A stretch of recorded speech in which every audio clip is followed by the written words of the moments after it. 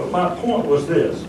This government has acted in numerous ways illegally. In fact, it's been recorded that the president, when asked by one of his aides who said, hey, Mr. President, that's unconstitutional, he turns to that aide and says, find a way around it.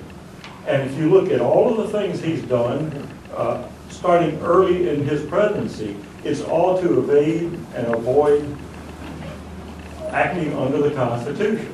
I mean, the Labor Relations Board is a prime example of that.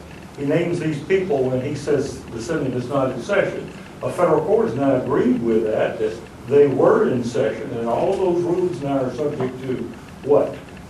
Who knows what's going to happen with it. But, and again, I don't want to go through my litany of things. I've got it documented here, and I'd be happy to give this gentleman a copy or the press a copy of it. But is it time that we start looking at impeachment? Right now, the Republican Party has the control of the House, and that's where impeachment starts. And realizing you probably wouldn't get through the Senate, but shouldn't it be documented that this administration has gone out of its way to act in unconstitutional matter? I don't care whether it's with regard to illegal immigrants, the Defense of the Marriage Act, or all these things that his President Attorney General is in contempt of Congress at this very moment. And we'll probably put in contempt on some other issues.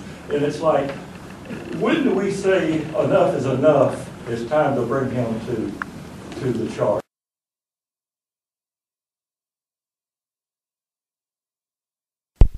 Those kind of things happen in the ballot box. Unless he does something more direct, you make the point that he probably turns to his aides and says, let's find a creative way around that.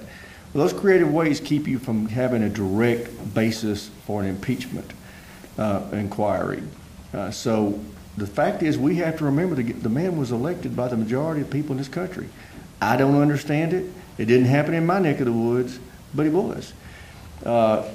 That's the way you change. You know, Justice Roberts, who disappointed me in his ruling on Obamacare, made the point that if you don't like the policy, vote different. You know, his job was to look at constitutionality, and he did do one good thing in that ruling. He called it a tax, which is what it really was. So my point is, I share every frustration you've got, but in the absence of him doing something more directly in violation of the Constitution that you can prove in a court, and that's what an impeachment process in the Senate would be, a court, we would be wasting time and energy when people care about the economy, like we just heard from that gentleman. That's what people really want us to be focused on, is jobs and the economy. And I wish to goodness he hadn't been reelected, but he was. And in fact, the majority of the Senate is with his party as well.